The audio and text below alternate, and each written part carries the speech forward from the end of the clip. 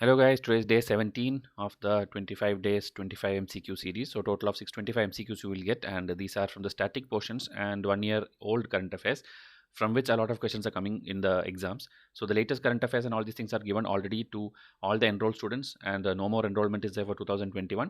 But for 2022, batch 1 enrollment is was announced, and batch 2 will be announced within 1 or 2 days. Okay, so you can enroll to that and get a great package of 100 tests of prelims and 25 tests of mains and almost 10 thousands of pages of PDFs. Okay, so because that will be enough for you to clear this exam, but if you prepare it the right way. And all the video series is going on is targeting the prelims for October 10th, and it has to be watched if you are very serious about this exam. Else after the exam, when we show that from these videos questions actually came in the exam, then you will feel kind of bad. Okay, so please see to it that you watch what is made for prelim specific. Mains lectures anyway we have kept on halt just for your sake. Okay, and try to get more than 15 marks in this quiz series, because that shows that you are preparing the right way. Now, according to NSSO data since 2014, which of the following statistics are roughly correct? Okay, because these kind of things, reports keep coming by different agencies and different ways, and it is not like pinpointed. You can tell this much is correct or this much is not correct. So, a rough figure. Okay, more than 80% of rural household do not have access to healthcare. More than 80% of urban household have access to healthcare. More than 80% of both rural and urban household meet their healthcare needs through borrowing. So, this kind of statistics always UPSC asks just to check your common sense whether this can be true or not. Okay, so this one answer I'll show you, so that again, as I told, don't by heart like it is exactly 81% or exactly 76% and all. You have to know like what kind of things fall under what category. Okay, India actually need to focus more on the health sector, and every year the economic survey and all the PDFs, all the experts keep telling that we have to increase our GDP share of health and all. So that is going on in a different track. But the reports, if you see by NSSO, 86% of household and 82% of urban household do not have access to healthcare, meaning proper healthcare, full scale healthcare. Okay, so the statement one is true, more than 80%, and for urban also it will be more than 80% do not have access. So that means statement two is wrong. Okay, and then third one, if you see, 80% meet their this thing through borrowing, but that will not be true, because only 19% of urban household and 24% of rural household meet their healthcare expenses through the borrowing. Okay, else they are able to do it, or maybe government is providing the benefits, so they don't need to borrow. Okay, so this is a overstated figure, 80%. So third one is wrong. Okay, so when you know these statements as a rough figure, whatever way UPC twist it and ask, you will be able to answer it. Okay, so 80% is there that do not have access in both rural and urban, and very less percentage is there who are borrowing. Okay, just remember these fact.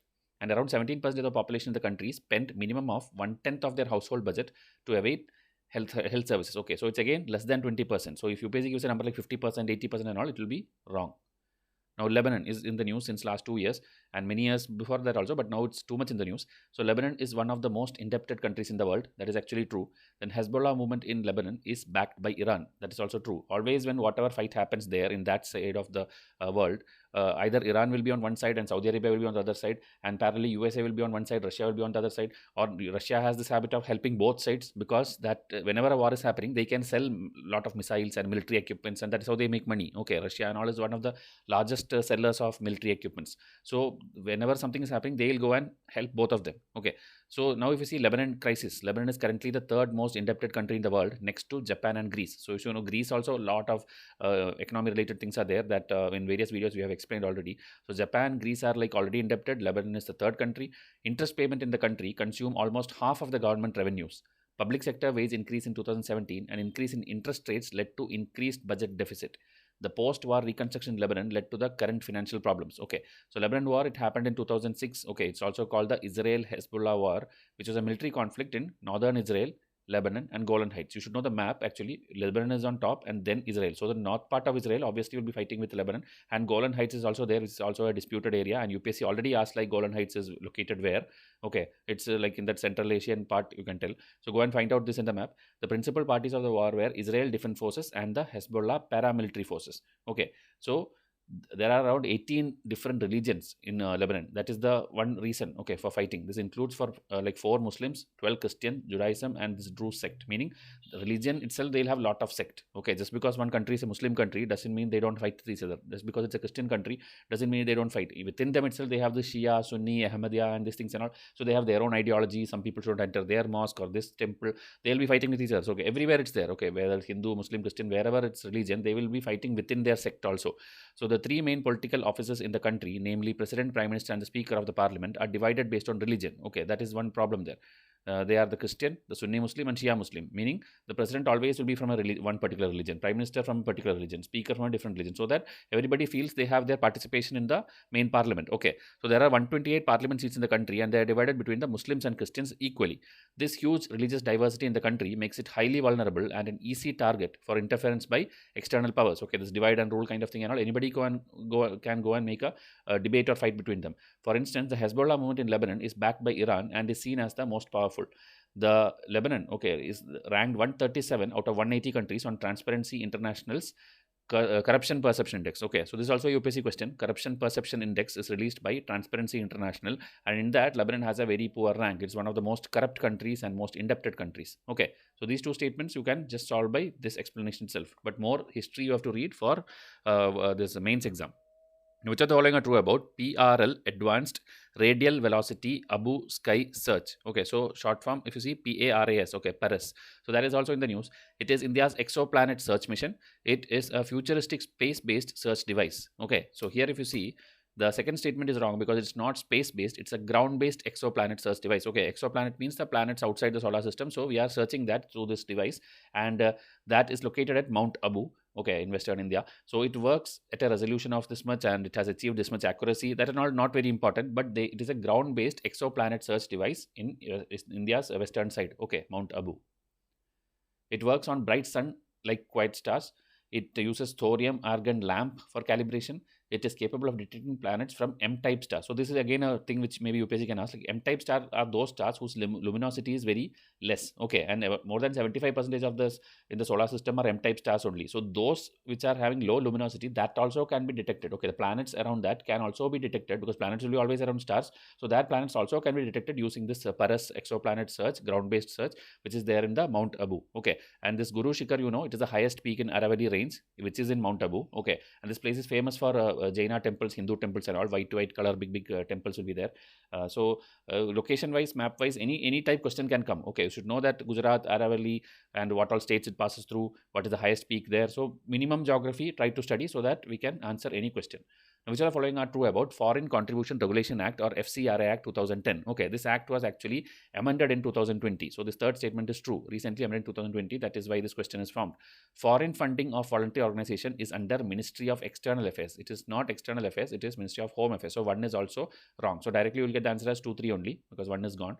So under this act, organizations require to register themselves every 5 years. That is true. Okay, you have to register every 5 years, and it is amended in 2020, and it is under Ministry of Home Affairs. So detailed notes are there. Important points, I'll try to read it for you. Foreign funding of persons in India is regulated under FCRA and is implemented by the Ministry of Home Affairs. Individuals are permitted to accept foreign contribution without permission of the MHA. However, the monetary limit for acceptance of such foreign contribution shall be less than rupees 25,000. So less than 25,000 means no permission, nothing required, you can get it from anywhere. The act ensures that the recipients of foreign contribution adheres to the stated purpose for which such contribution has been obtained. Under the act, organizations are required to register themselves every 5 years. Now, timeline, if you see, 2010 to 19, the annual inflow of foreign contribution has almost doubled between the years, but many recipients of foreign contribution have not utilized the same for the purpose for which they were registered or granted prior permission. Meaning, you are registering telling like we need money for this charity or that organization or that helping someone, but the money is underutilized or not utilized or diverted to somewhere else. Okay, that is why we had to amend the act now. 2015, the Home Ministry had cancelled the FCRA license of 10,000 organizations, including prominent international funding agency, Ford Foundation, the environmentalist, constitutional and administrative group Greenpeace, and human rights advocacy group Lawyers Collective. So this Lawyers Collective, Greenpeace, Ford Foundation, if UPSC asks, all these are international NGOs in various sectors, and Home Ministry had cancelled the license of almost 10,000 organizations, including these three. Now, June 2019, an IB report came. Okay, they submitted it to the PMO and National Security Advisor. They alleged that several foreign-funded NGOs were stalling India's economic growth by their obstructionist activism. The report accused Greenpeace of attempting to destabilize India's energy mix in collusion with a US-based anti-coal lobbying group. The IB subsequently advised the group to cancel Greenpeace FCRA registration. So some discrepancy was there. You don't need to know the story and all. Because of that, that was cancelled. 2020, the CBI raided Amnesty International's offices on allegations that the NGO had violated provisions of the FCRA Act 2010. Amnesty has been vocal about human rights. Okay, you know the Amnesty group? human right abuses, notably in Jammu and Kashmir, Assam, all these places, they give a lot of dialogues. Like even when something else happens in foreign countries, they won't tell anything. But whenever Kashmir something happens, they will be telling a lot of dialogues and a lot of things. So these people were already in the radar of government, and now they have been raided and found like a lot of things were not in public interest. Okay, so this is all 2019-20 developments I'm showing you. Okay, 2020 September, Parliament passes the amendment bill. Okay. In 2016, again, a UN report was there, Rights to Freedom of Peaceful Assembly and Association, undertook a legal analysis of this act. It stated that restrictions in the name of public interest and economic interest as invoked under the FCRA failed the test of legitimate restrictions. The terms were too vague and gave the state excessive discretion powers to apply the provision in an arbitrary manner. So, because government is cancelling the licenses and taking a lot of actions, the UN one report told that this act is not having proper, what to say, conditions, proper way, that it's not justified that you are simply going and raiding, simply going on cancelling licenses. So, it should be more accurate on what basis you are doing. So, the features, new features have come, okay, which will now give a clear idea like why things are getting cancelled or what are the government's powers, okay.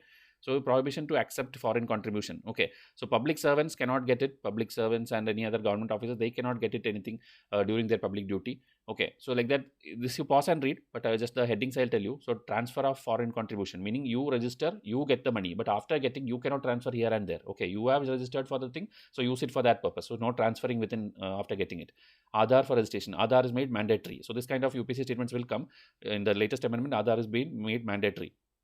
FCRA account also should be there. That too, I think in the SBI New Delhi or something, a bank branch, one account should be there, and the money should come only to that. And from that, you can use it only for utilizing to the correct need. Okay.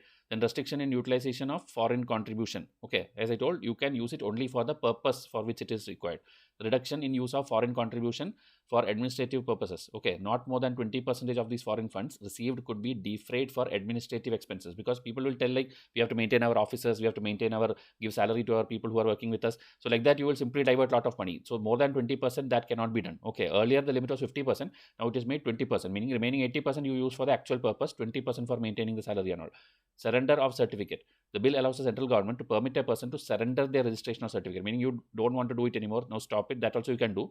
Government then will do an inquiry also, like why are you suddenly stopping it, and if it's valid means you will be allowed to stop it also. So these are the general features. So if a mains question come, usually it comes, okay, they will explain the features, or like how the new thing has given a reply to the UN report which accused of very bad conditions and all. So that time you have to explain all these things, comparing the old one and the new one. Okay, that is why the full notes is given. Which of the following anti-British revolt was the earliest to happen? Revolt of Veluthampi, revolt of Rao Bharmal, revolt of Kattabomman, Gadkari rebellion. Okay, so first thing is the places, at least you should know. This Veluthampi is actually in Kerala, Kattabomman will be Tamil Nadu, Rao Bharmal will be around Gujarat, Western India side, and Gadkari is also Maharashtra side. Okay, so that at least you should know. When you see it, if you are a very serious aspirant, immediately 2-3 things about that thing you should know before even thinking of the answer and all. Okay, you should know things. So here, earliest, they are asking chronology. So revolt of Kattabomman, if you see, now places I told you, now we'll see the timeline, 1792 to 99. Okay, then after that, if you see here, 1805, meaning these are all very early in South India, in Tamil Nadu, then Kerala, in the end of 1799, almost at the time when I think Tipu Sultan was dying and all those time and all, this was going on. Okay, then Rao Bharmal, if you see, 1819, again little ahead, then 1844, Gadkari. Okay, so these are all, if you study these 4 in a group, okay, then you will never forget it. Like that, every MCQ 4, 4, 5, 5 will be there. Group it and study. Don't try to study all the 100 revolt together. You will never study. This 4, if you link and study, when any one of this comes in the exam, you will try to relate to each other and get to the answer. Okay, so here leader name is that one, Veerapandya Kattabomman. Okay, some Panchkula Kurichi is there. He's the ruler of that, and it is in Tirunelveli, Tamil Nadu. Recent attempts of the British to force Kattabomman to accept their suzerainty and his refusal. Okay, so the British tried to came and he tried to refuse. So obviously fight will happen. So again, 7 years he was arrested, final capture, execution by the British. And 7 years he tried to go against it. Okay, then he was finally captured and executed, and territory was annexed. Okay, so finally it is a loss only.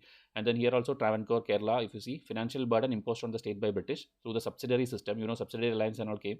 So after that, then obviously they will fight. So beginning of the war in 1805, fall of Trivandrum to the British, and death of Veluthampi. So again, they are dying, British is capturing. That's what happened in both the cases. Then Rao Bharmal, again, if you see, Kutch region. Here, anti-British feeling due to British expansionist policy and their interference in the internal affairs of Kutch. Same like subsidiary again. Final defeat and disposal of this one. Okay, this Rao Bharmal, imposition of subsidiary treaty. So again, almost the same similar ending. Then here, Kolhapur, Maharashtra, assumption of direct administration by British and reforms of some Pandit. Then resentment of the Gadkaris, a militia class who had earlier held revenue-free lands in return for their services to the ruler against the revenue forms. Okay. So earlier Gadkari, they were this thing, okay, military class kind of thing, who used to get revenue-free land. Okay, when they give services to the ruler, they will get some military land. So maybe Britishers came and tried to spoil it. So revolted by the Gadkaris, and after that, if you see, final suppression of the movement by the British. So they also were suppressed. Which are the following works of travelers are matched correctly? This again, similar things I have grouped. Okay, we see record of Buddhist kingdom, record of the Western world, travel in the Mughal Empire, journal of mission to the Mughal Empire. So this one in together, totality, if you study, it will be easy for you to by heart it. So here answer is 3 and 4 only, because 1 and 2 I interchanged. Meaning, first thing you have to know who came first. Okay, if you take alphabetically, okay, A, B, C, D, E, F, G, H. So F is first and H is second. So F came first. Okay, that I am telling you trick to study. Fine, he came during the 5th century AD. That is during the time of Gupta. Okay, so that I'll show you here another way which I remember the things. Okay, F, G, H. Okay, in order F, G, H, H. If you do like this, so this Fahain came in the time of Gupta. Okay, which Gupta? Chandragupta II. Okay, and this another person, this Huan Sang, okay, came in the time of Harsha. So this is again the 7th century. Okay, this is the 5th century. Okay, some 400 and something AD, and this is 600 something AD. So if you simply remember that alphabetic order, F, G, H, H. Okay, F, G, H, H. So Fahain, Gupta, Chandragupta II, Huan Sang, Harsha. Okay, so their timeline also you should know. So you will never forget the order. Now the books also, Fahain is wrote this one, Record of Buddhist Kingdom, and Western World is by Huan Sang. Okay, see, Buddhist Kingdom, Fahain, and then Western. So first they wrote about Buddha, then they wrote about the Western world. Like they tried to by heart it. Okay, see, Vikramaditya is also called Vikramaditya. After that, this Francois Bernier, who came to India during the time of Mughals. Okay, you should know he was very important. He was a physician. So during the time of, I think, Aurangzeb and his brother Dara Shikoh, about when Dara Shikoh was alive, he was the personal physician of that him, and when he died, he became in Aurangzeb court. Like that, he is very, very important. Okay, so he wrote travels in the Mughal Empire, and his timeline and this timeline, if you see, it's almost same. Okay, Francois Bernier and Thomas Roe is around 1600s. Okay, so in the 17th century, both of them came. Thomas Roe came to Jahangir's court. Okay, and he gave a lot of gifts and all these things and all. So he was on a mission. Okay, Thomas Roe was on a mission to come and convince the Mughal. So remember like that, mission to the Mughal Empire, and travels to the Mughal Empire is for Francois Bernier. Okay, like that, one more person is there from France. I have already told in another video. Try to find out. Now again, lot of other travelers I have given here. Ibn Battuta, if you see, 14th century AD, he was a Moroccan traveler. He visited India during the rule of Muhammad bin Tughlaq. So many things in one statement itself you study. Okay, 14th century, Muhammad bin Tughlaq, Moroccan, and his book name is Rihla. Okay. And then Marco Polo is there, a European traveler. He came 100 years before him. Okay, so it is like 13th century AD, Marco Polo came. And if you see, he visited South India during the time of this Kakatiya dynasty. Okay, so Marco Polo came 13th century Kakatiya dynasty. Ibn Battuta came 14th century in Muhammad bin Tughlaq's time. Then Megasthenes is like very old time. Okay, during Chandragupta Maurya. Okay, the other one we see Gupta. This is Maurya time, which is in 300 BC. He came and he was actually from Greece. He was an ambassador of Seleucus Nicator. Okay, Seleucus Nicator is a ruler there. He came as an ambassador there, and he wrote a book called Indica about India. Okay, Niccolo Conti is an Italian traveler. He visited India during the reign of Devaraya I of Vijayanagara. These exactly things will come as match the following. That's why I given minimum information. Okay, they'll ask like which traveler came in which timeline or during the rule of who. Okay, so Niccolo Conti, Vijayanagara, Devaraya I, Megasthenes in Chandragupta Maurya. Then Kakatiya time, Marco Polo came. Ibn Battuta came during the time of Muhammad bin Tughlaq. Thomas Roe came in the time of Jahangir. Francois Bernier came in the time of Aurangzeb and Dara Shikoh. And then Fahain came in the time of Gupta, Chandragupta II. Huan Sang came in the time of Harshavardhana. Okay, so that doesn't mean that time other rulers are not there, but these are the most popular people about whom they wrote. Okay. Which are the following are true about Ghagra River? Okay, so it acts as an important aquatic corridor for gharials in Uttar Pradesh. That should be true. It originates outside India. That also should be true. It came, I think, from Nepal. It's coming. Ayodhya is located on the bank of one of its tributaries. Ayodhya, you know, it's on Sarayu River. That is the tributary of this one. It joins river Teesta before flowing into Bangladesh. This is wrong because it is a tributary of Ganga. It will come and join the Ganga River, not the Teesta River, which is there in the Sikkim, Bangladesh area. Okay, so 4 you have to eliminate. So these 2 will go. And 1, 2, 3 and 2, 3. And as I told, it is an aquatic, and this is the current affair which you have to know. Gharials were introduced there. Okay, so that is why that if you know current affair, you will know the answer as 1, 2, 3 only. So I am telling you how to eliminate and how to involve your current affair to get the answer directly.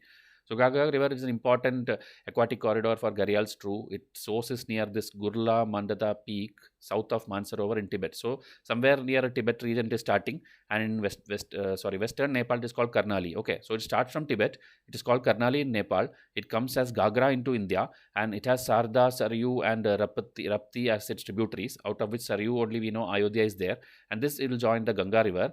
Okay, in Bihar, and after reaching the plain area, it again divides into different distributaries, which is Koryab and Gharwa. Okay, so it's a certain name. Just when you see it, you should relate to Gagra. Okay, the river bed is sandy, and sudden bends start occurring in the stream. The news government of Uttar Pradesh has released gharials in the Gagra River for the conservation protection of its natural habitat. Okay, now gharials, sometimes called gavials. Okay, an Asian crocodilian. Okay, crocodile means it includes everything: the crocodiles, alligator, all these things are under that thing. Gharial is also one type, and it is one of the most shy type or unharmful species. Okay, that doesn't mean you have to go and now take a selfie with gharial.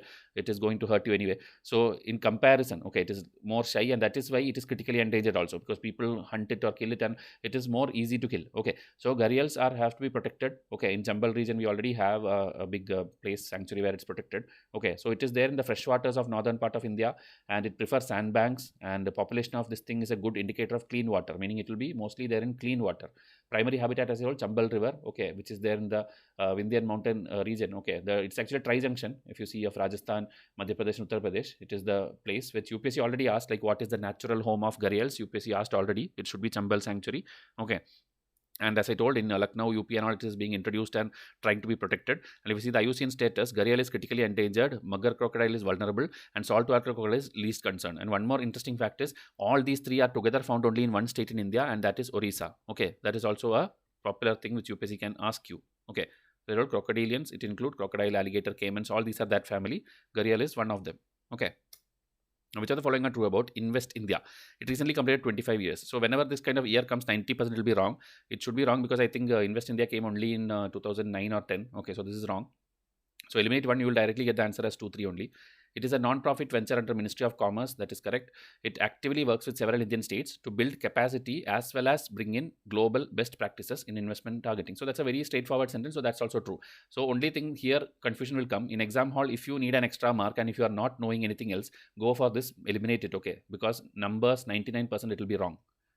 So as I told, it's set up in 2019 under the Ministry of Commerce, under this DPIIT, their wing. And then under that, this states will be held for investment related things. Okay, it actively works with the Indian states, not only with the center.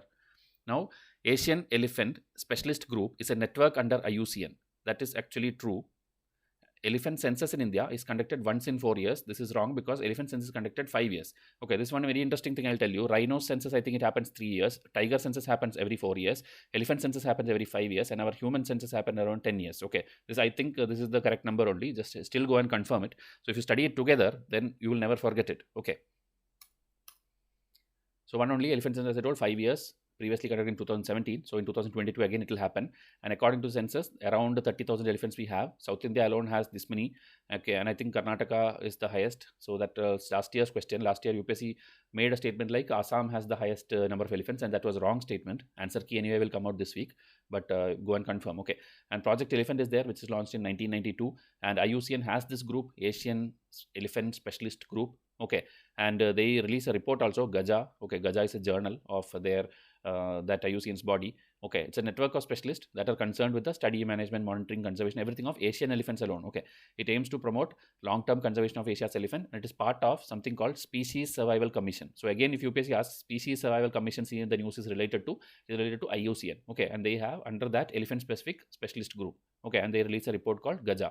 Editorial title: The Misfortune of the Country in 1908 was published by. Okay, so timeline wise, if you see, all of them are around that time only, late 18th century and starting of the late 19th century and starting of 20th century. So Dadabhai Naoroji, Swami Vivekananda, Gopalakrishna Gokhale, Bal Gangadhar Tilak. Here answer is Bal Gangadhar Tilak. Okay, you should know all the books written by him. He's very, very important because I think his death anniversary or something was very recently, like 100 years it happened.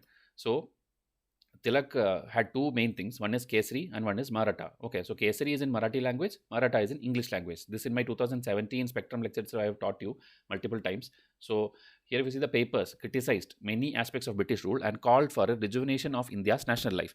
And in his Kesari only, he had a editorial which was titled "The Misfortune of the Country" in 1908. Okay, he totally told the British bureaucracy everything is brutal, and finally he was arrested for that. And 6-7 years he was in jail in Mandalay, Myanmar. Okay, two important jails you have to know is one is Mandalay in Myanmar, another is Kalapani in Andaman Nicobar Island, where most of the senior most people or the most which Britishers felt the most threatful people for them, they were put either here or tortured in Kalapani. Okay, so that you should know.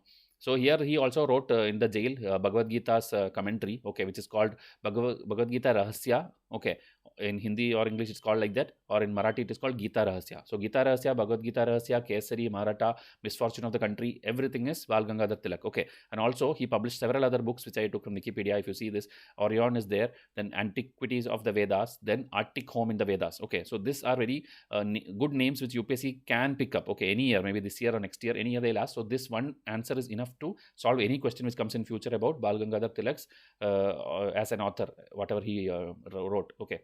Now, National Health Policy 2017 proposed free drugs, free diagnostics, free emergency and essential health services in all public hospitals. This is true. Even though it is extreme, it is true.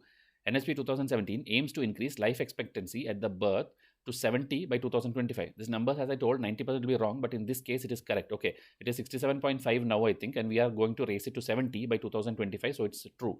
Now, National Digital Health Mission 2020 recognizes health as a justiciable right. This is wrong. Okay, this is the current affair and which we have made it wrong. Okay, it is still not considered as a justiciable right, so this is wrong, and the answer will be here 1, 2 only. Okay, so full details is given here, both of the 2017 thing and 2020 thing.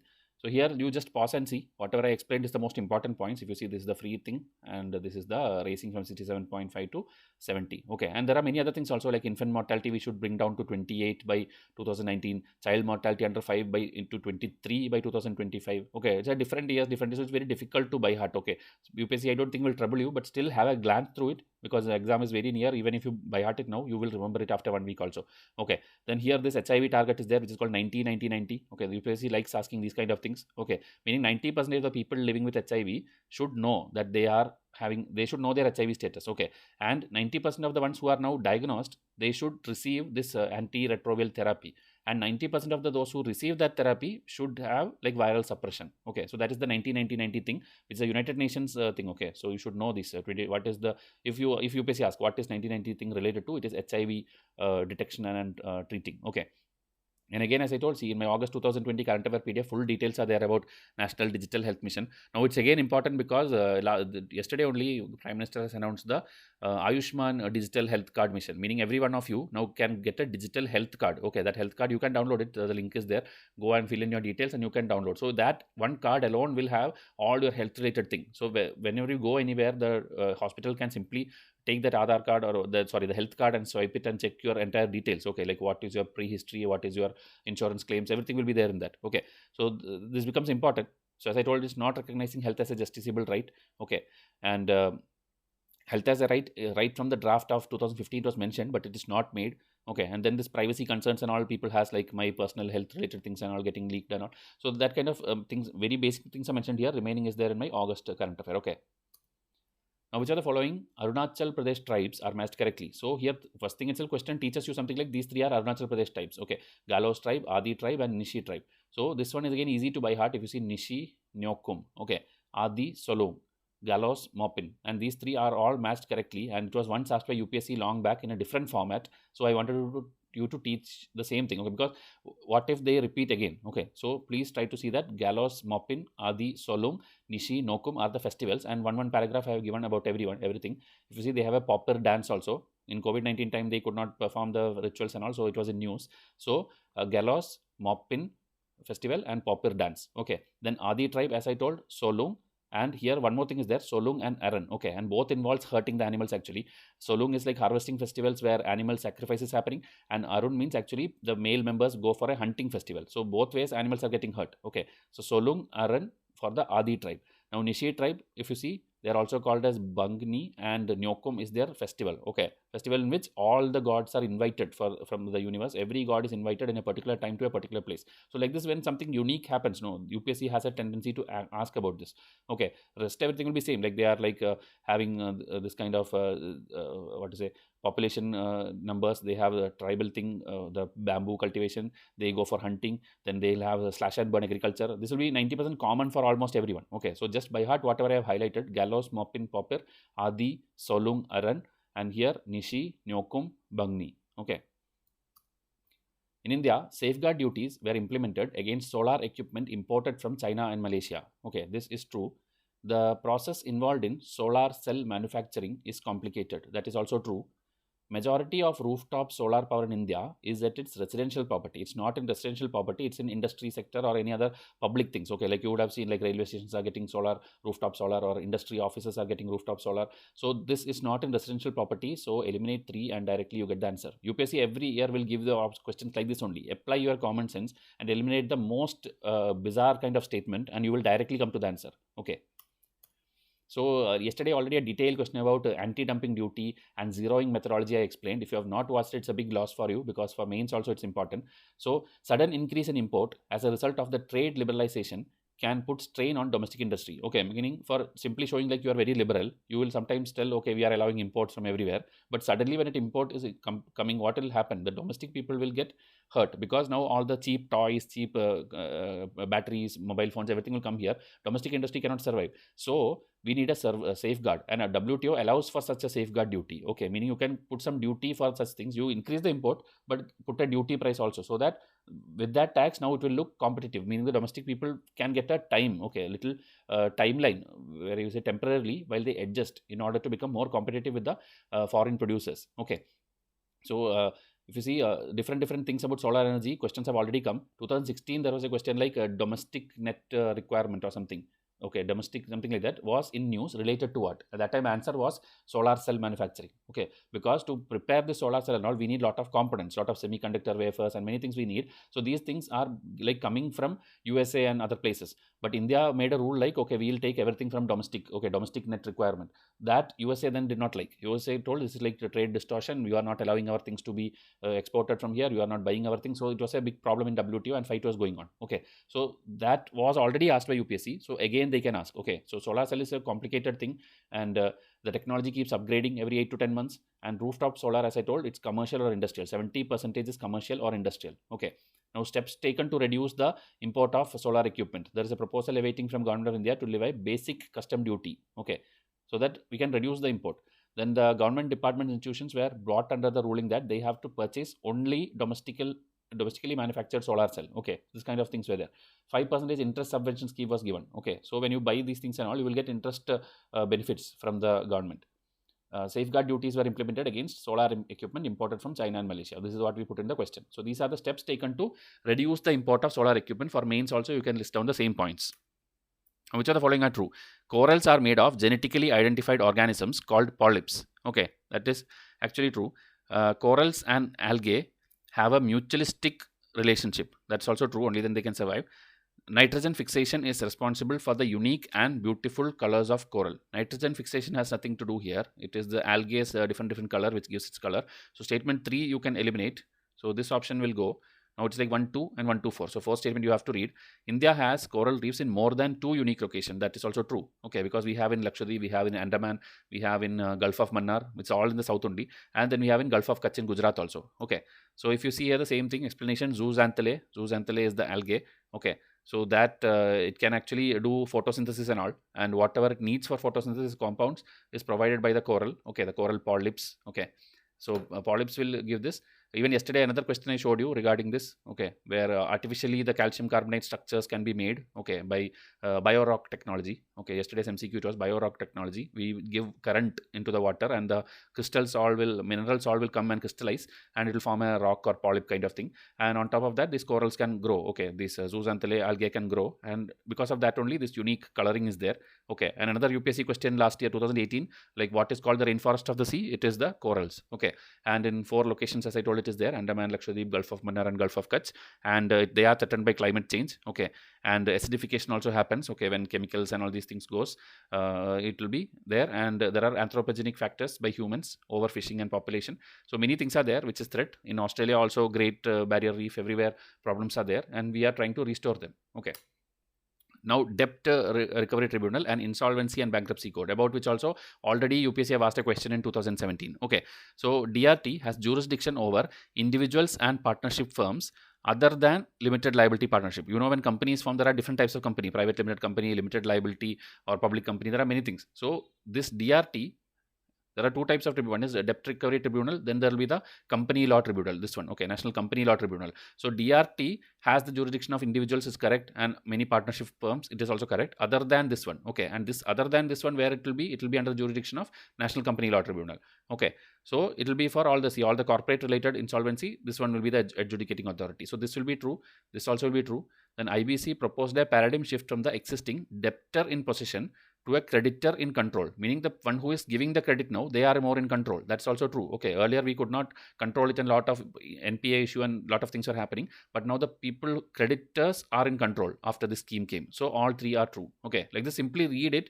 If you know common sense, also few statements can be solved.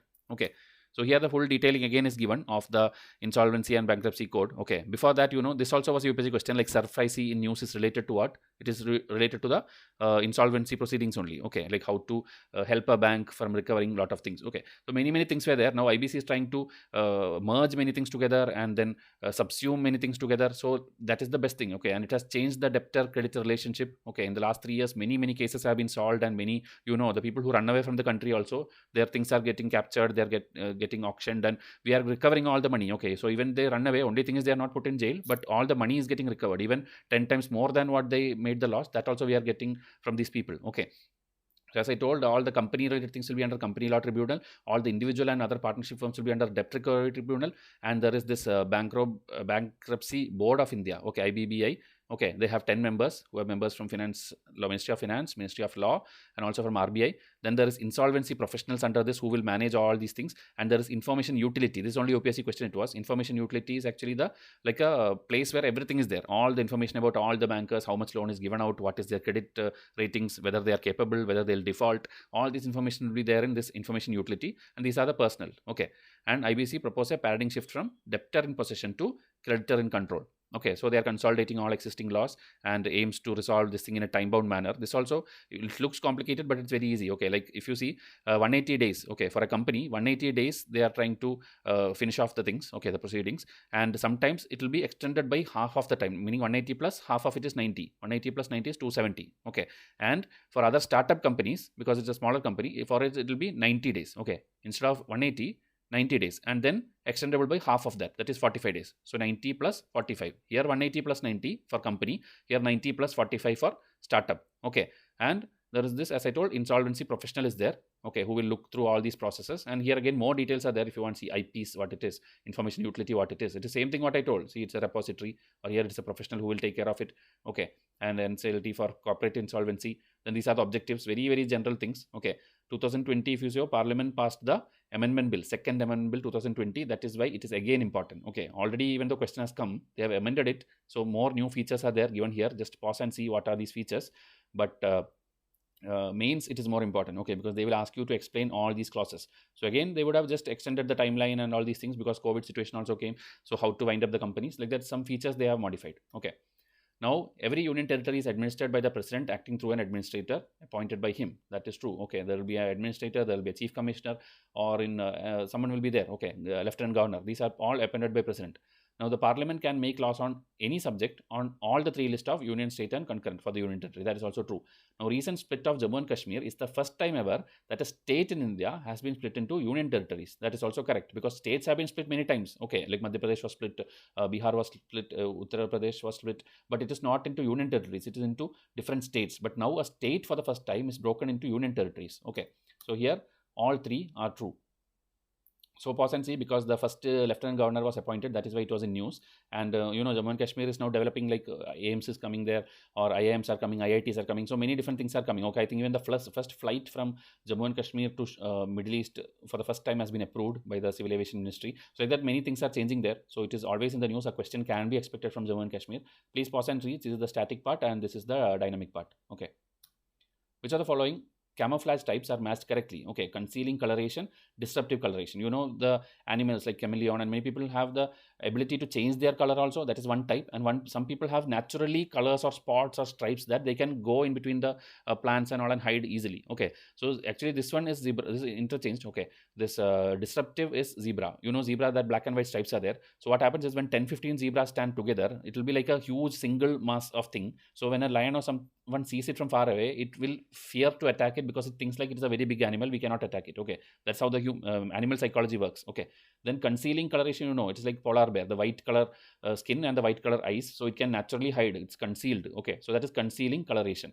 So for everything there were thousands of examples, so here I have given different names and types of it. So concealing coloration, please pause and see, it is that same thing. Okay, the surroundings and your skin color is same. Then here disruptive coloration, as I told, zebras having together looks like a large mass to a lion, so that is disruptive. Okay, and not only stripes, also the leopards, tigers who have the spots and lines, all those things comes under this disruptive. Then disguise is there. Okay, meaning some people can actually disguise, they can change their shape. You would have seen some plants are there, some leaves are there, some insect are there who can like grow big or grow small, or maybe get shrink, or maybe like that they can change their shape also. So that is disguise. Okay, color or shape.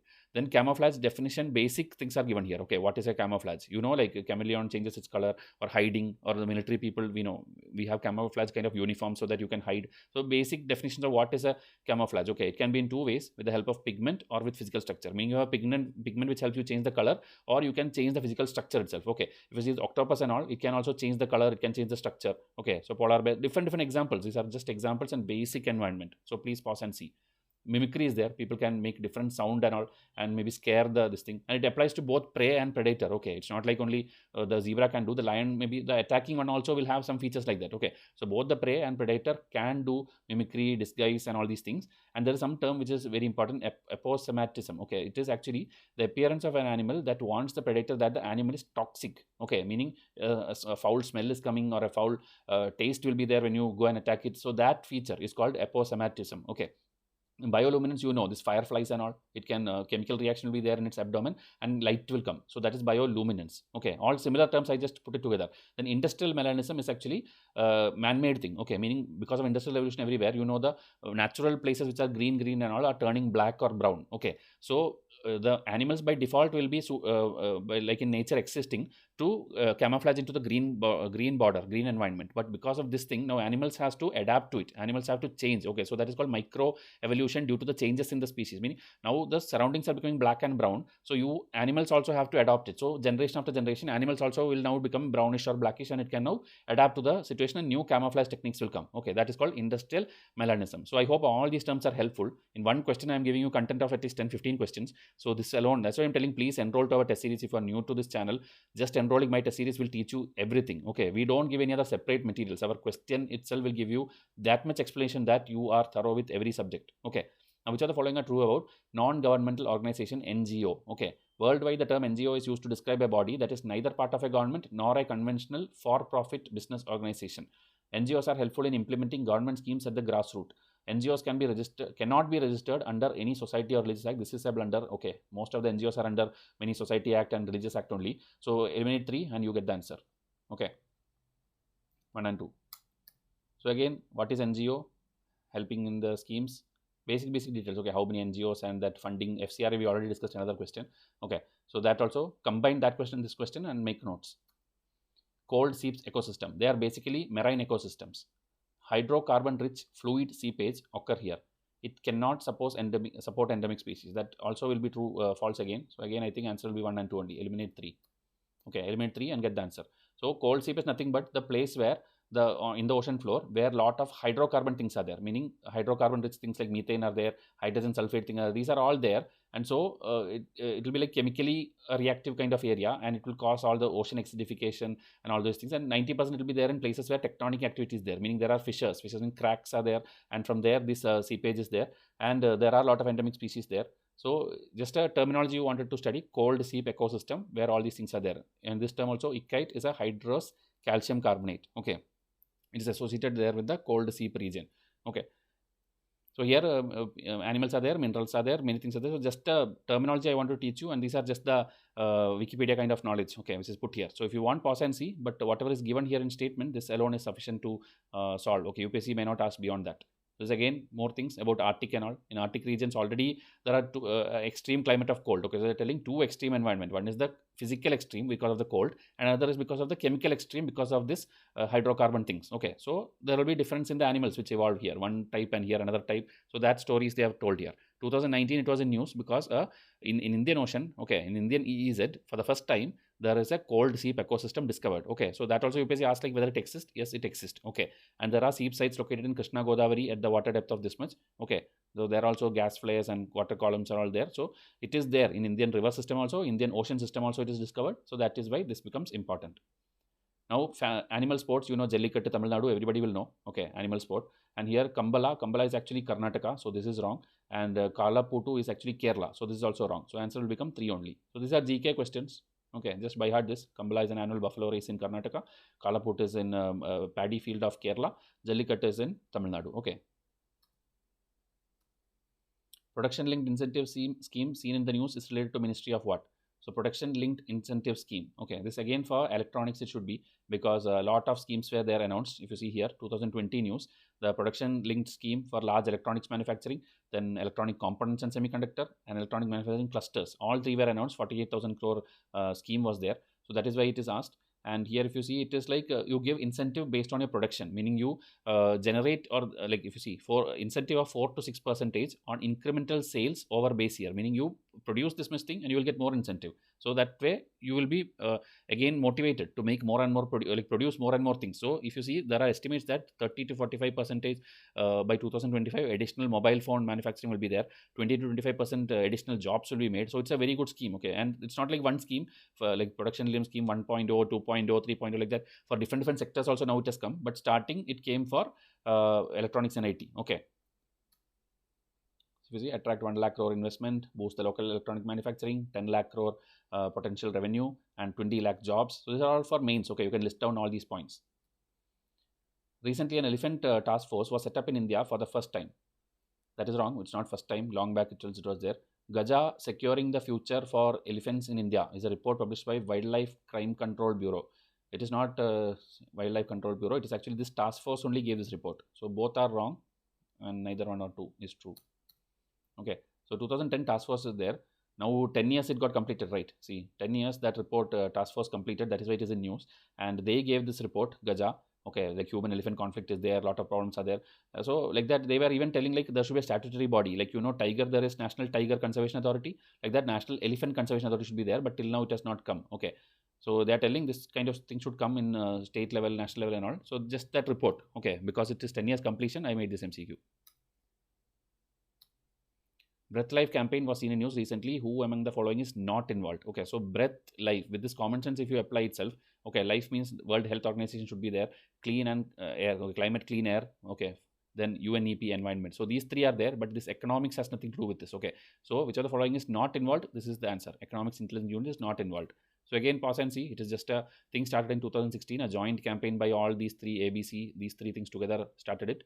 Okay, and same thing, like a good city should be there, good climate should be there, reduce their pollution. So this specific thing, if you want to by heart, you can do, but usually UPSC will not ask detailing other than if it is a United Nations big thing like Paris climate, they will ask. Else, it's very rarely that they'll ask this kind of specifics. Okay, so if you want to read it, you can read it.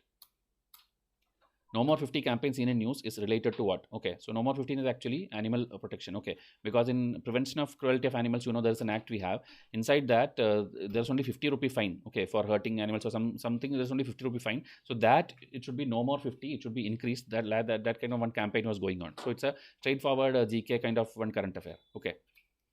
Now this is the last question, which maybe in the next video I'll discuss because it's little detail. Okay, what cannot be done directly cannot also be done indirectly. Okay, so there are different doctrines in our polity. Okay, so here it is actually doctrine of colorable legislation. Then there is pith and substance. There is harmonious construction. There is eclipse.